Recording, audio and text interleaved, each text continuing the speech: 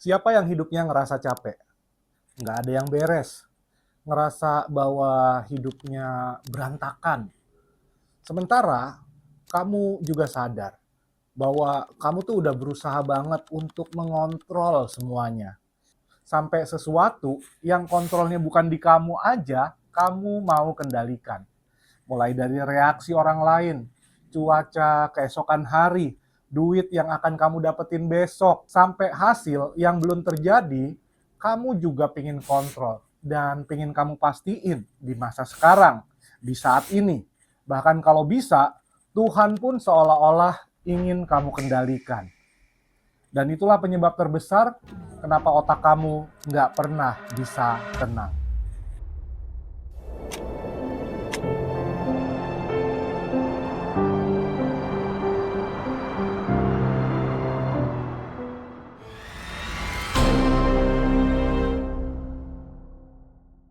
Cerita ini terjadi di kita kebanyakan. Kita lagi chat sama seseorang, tapi dia nggak kunjung reply chat itu. Kepala kita kan langsung mikir banyak skenario ya. Kalau dia nggak bales, apa dia marah ya? Kalau dia bales singkat, apa dia nggak peduli? Kalau dia balesnya lama, jangan-jangan ada orang lain. Faktanya ternyata simple. Orangnya lagi buang air besar di toilet. Atau di dunia kerja, seseorang yang punya kebiasaan overthinking, ceritanya baru aja selesai interview kerja. Langsung keluar pertanyaan-pertanyaan seperti, kalau aku tadi jawabnya salah gimana? Kalau HRD-nya nggak suka gayaku, gimana? Kalau mereka pilih kandidat yang lain, gimana? Sampai seminggu penuh kepala kamu panas, padahal keputusan itu sudah nggak ada lagi di tangan kamu lagi. Dan itu juga bukan sesuatu yang bisa kamu kontrol. Dalam pengalaman saya di dunia event organizer, saya sering lihat yang lebih parah. Ada kru yang bisa rapat berjam-jam, mikirin hal-hal yang bahkan di luar kendalinya dia. Kalau hujan gimana? Kalau listrik mati, gimana? Kalau sponsor tiba-tiba batal, gimana ya nasib kita? Kalau artisnya nggak jadi datang, siapa yang akan gantiin? Kalau kliennya nggak puas dengan kerjaan kita, nasib kita ke depannya gimana? Lalu kepalanya tambah jauh berpikir, kalau karirku hancur gimana? Kalau aku gagal total, gimana masa depanku? Dari satu peristiwa aja, pikirannya bisa melebar ke area lain dalam hidupnya. Seakan-akan dia pengen jadi Tuhan yang ngatur semua kemungkinan. Satu lagi yang paling membagongkan adalah ada klien saya yang baru aja dapat modal besar untuk urusan bisnisnya. Orang-orang lain ngelihat orang ini beruntung banget, tapi coba tebak apa isi kepalanya. Isi kepalanya overthinking yang parah. Hari pertama dia mikir, kalau bisnisnya gagal gimana ya? Kalau nanti rugi, gimana nasib saya? Besokannya pikirannya tambah kacau. Kalau karyawan kabur semua gimana? Kalau investornya marah gimana? Kalau nggak bisa bayar semua cicilan gimana? Dan minggu berikutnya skenarionya jadi makin liar. Kalau semua orang tahu bahwa aku gagal, gimana dengan harga diriku ya? Gimana dengan keluargaku? Kalau aku jatuh miskin, tidur di jalan, dan gak ada yang peduli sama aku gimana? Dan puncaknya, di kepalanya mulai mikir, kalau ternyata selama ini Tuhan salah mengirimkan aku ke muka bumi ini, gimana? Itu gila kan? Dari modal besar yang harusnya jadi awal mimpinya dia membangun bisnis, pikirannya jadi muter-muter sampai seolah-olah hidupnya sudah tamat. Dan disitulah yang perlu kita sadari bareng-bareng, overthinking itu seperti virus. Mulai dari satu pertanyaan kecil, lalu menyebar ke seluruh hidup kamu, bahkan ke hal-hal yang gak ada hubungannya sama sekali. Biar agak kebayang sama semua kegilaan yang saya ceritain tadi, ternyata ada fakta psikologis yang mungkin membuat hal gila ini jadi terasa masuk akal secara ilmiah. Ada penelitian dari Ellen Langer yang dilakukan pada tahun 1975 yang kemudian menghasilkan publikasi berjudul Illusion of Control. Jadi ceritanya si Langer ini adalah seorang profesor psikologi dari Harvard University. Dia tertarik pada satu fenomena yang unik. Kenapa Manusia sering berperilaku seolah-olah mereka bisa mengendalikan hasil yang sebenarnya murni ditentukan oleh faktor keberuntungan. Dia mau membuktikan bahwa orang tidak selalu bertindak rasional terhadap probabilitas, terhadap kemungkinan-kemungkinan. Ada bias psikologis yang bikin mereka merasa berkuasa, meskipun faktanya nggak begitu, karena semua ini sebenarnya hanya faktor keberuntungan. Jadi dia mau ngetes sejauh mana orang merasa punya kontrol atas peristiwa-peristiwa acak. Misalnya undian atau lotre, Langer melakukan serangkaian eksperimen dan bukan cuma satu. Di antaranya dia bikin eksperimen di mana peserta diberi tiket lotre secara kelompok. Jadi ada kelompok satu dan ada kelompok dua. Kelompok satu mereka memilih tiketnya sendiri, sementara kelompok dua diberikan tiketnya secara acak. Dan hasilnya, peserta yang memilih tiketnya sendiri menolak untuk menjual tiket itu kembali kecuali dengan harga yang lebih tinggi.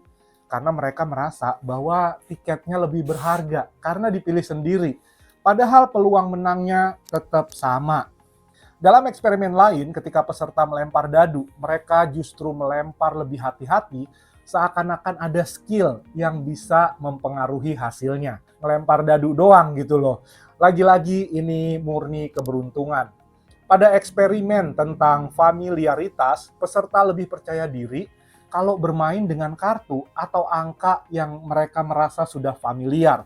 Meskipun faktanya, lagi-lagi ini murni keberuntungan.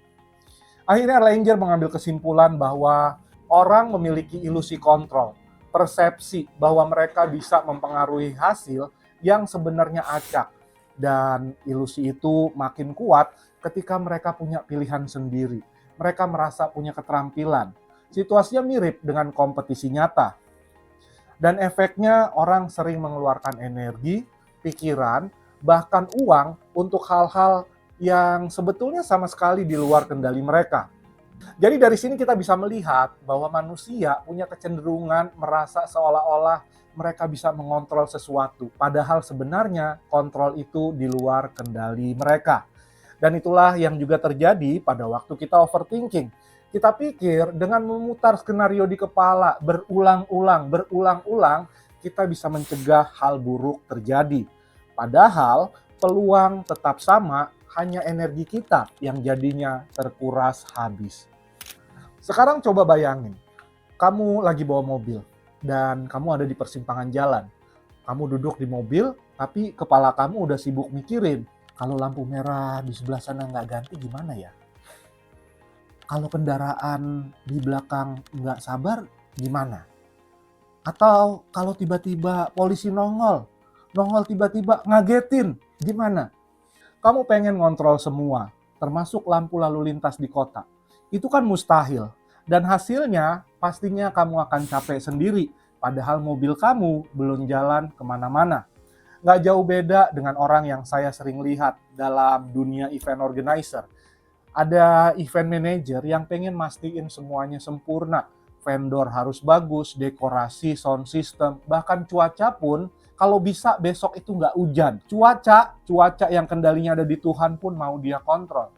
Akhirnya dia jadi stres, marah-marah ke tim, karena yang di luar kendalinya pun dipaksa untuk masuk dalam kendalinya. Overthinking persis seperti itu. Kamu coba jadi pengendali panggung untuk hal-hal yang memang bukan peran kamu. Dan makin keras kamu berusaha, maka makin besar rasa frustasi yang bisa kamu dapat. Semakin kamu pengen banget mengendalikan segalanya, akan semakin hidupmu terasa berat. Hubungan bisa rusak karena kamu ingin atur pasangan sesuai skenario di kepala kamu. Karir kamu mungkin bisa mandek karena kamu takut ambil keputusan sebelum semua kemungkinan terkendali. Bahkan kesehatan kamu bisa ikut hancur. Kepala bisa jadi pusing, tidur jadi nggak nyenyak, badan jadi gampang capek. Lagi-lagi dari pengalaman saya dalam dunia event, ada event manager yang saking takut kehilangan kontrolnya, akhirnya dia malah jadi nggak percaya sama siapapun. Semua detail harus lewat dia. Semua keputusan harus dia yang teken. Dan hasilnya apa? Komunikasi jadi kacau. Timnya jadi frustasi dan acaranya jadi berantakan. Bukan karena tidak profesionalnya dia, bukan karena dia kurang kerja, tapi karena dia terlalu banyak kontrol. Sementara dalam dunia coaching, kebanyakan orang-orang yang saya temui, mereka ingin memastikan semua area dalam hidupnya itu aman, itu terkendali, karir, cinta, keuangan, sampai masa depan. Tapi karena semua dipaksa untuk dikendalikan, hidupnya jadi penuh dengan kecemasan. Alih-alih merasa lebih tenang, kebanyakan justru merasa semakin gak punya kendali. Itulah ironi terbesar dari overthinking. Semakin kamu pegang erat, maka makin cepat semuanya terlepas dari tangan kamu. Overthinking berhenti bukan ketika kamu bisa ngontrol segalanya, tapi ketika kamu menyadari ada hal-hal yang memang kendalinya bukan di diri kamu. Kamu cuma bisa mengendalikan usaha, sikap, dan respon kamu sendiri. Sisanya seperti hasil akhirnya, reaksi orang lain, bahkan cuaca sekalipun bukan wilayah kamu untuk mengontrolnya. Bayangin kalau dalam dunia event, tugas kita adalah menyiapkan rundown, susunan acara, memilih vendor terbaik, dan memastikan semua rencana berjalan. Tapi apakah kita bisa mengatur langit? Kita bisa mengatur kapan hujan turun? Supaya nggak turun hujan? Enggak kan? Dan mikirin itu berhari-hari, hasilnya hanya bikin energi habis tanpa menambah hasil apapun. Ingat aja kalimat ini, overthinking berhenti ketika kamu berhenti berusaha jadi Tuhan. Karena tugas kamu bukan mengendalikan segalanya, tapi mengarahkan diri kamu pada hal-hal yang memang kendalinya ada di kamu. Yang ngerasa di kepalanya udah kepenuhan dengan banyak pikiran yang dikhawatirin, kamu bisa lakukan latihan sederhana ini. Coba ambil kertas kosong, buat 2 kolom. Di kolom kiri, tulis semua hal yang bisa kamu kendalikan. Usaha kamu, sikap kamu, respon kamu. Sementara di kolom kanan, tulis hal-hal yang memang kendalinya bukan ada di kamu. Jadi ini sesuatu yang nggak bisa kamu kendalikan hasil akhirnya. Mungkin reaksi orang lain, masa depan, cuaca, bahkan apa yang orang pikirkan tentang kamu, itu semua ada kendalinya di luar. Yang udah nyoba latihan ini banyak yang merasa kaget. Karena latihan sederhana ini ternyata separuh hal yang bikin kepala sesak itu justru ada di kolom sebelah kanan. Wilayah yang memang bukan tanggung jawab kita. Kendalinya bukan ada di diri kita. Dan ketika kamu melihatnya jelas di depan mata, akan ada perasaan lega. Seakan-akan beban di kepala yang tadinya abstrak berubah jadi nyata, dan kamu jadi bisa berkata, oke, yang ini bukan punya saya. Yang ini kendalinya bukan ada di saya. Latihan ini baru permulaan. Masih ada langkah berikutnya untuk benar-benar bisa melepaskan hal-hal di luar kendali. Supaya pikiran kamu benar-benar terasa ringan. Tapi sebelum ke sana, kamu lakuin dulu latihan ini untuk malam ini. Rasain bedanya dan ceritain gimana hasilnya di kolom komentar. Penting untuk disadari bahwa overthinking itu bukan karena kamu nggak bisa ngontrol. Justru karena kamu mau ngontrol segalanya. Di sini letak bahayanya. Semakin keras kamu genggam, semakin cepat semuanya terlepas. Tapi selalu ada kabar baik. Kabar baiknya adalah kamu punya pilihan. Mau terus atau berhenti hidup dalam pola yang kayak gitu.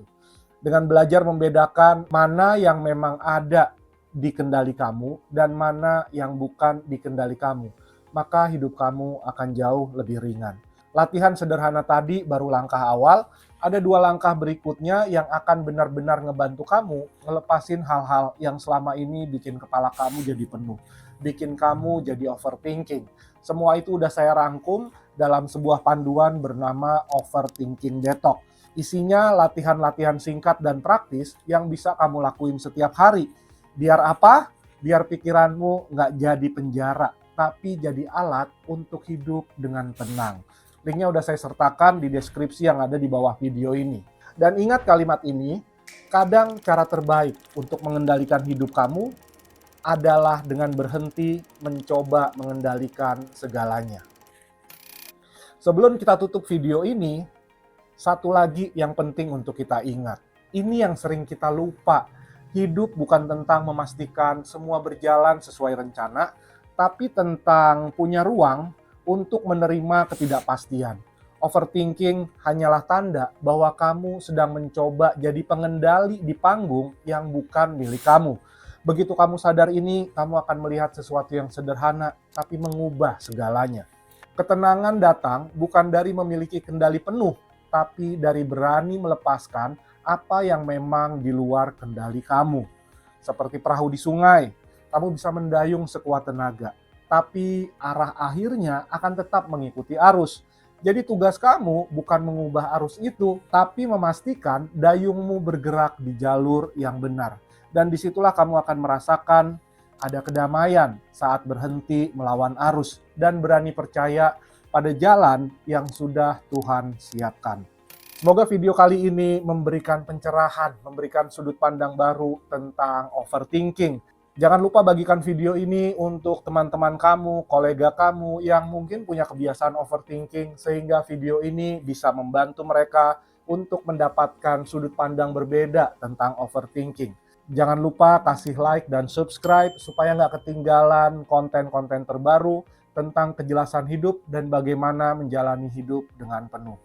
Saya Masyud dari Tujuanko, kita ketemu lagi di video berikutnya. Salam kejelasan.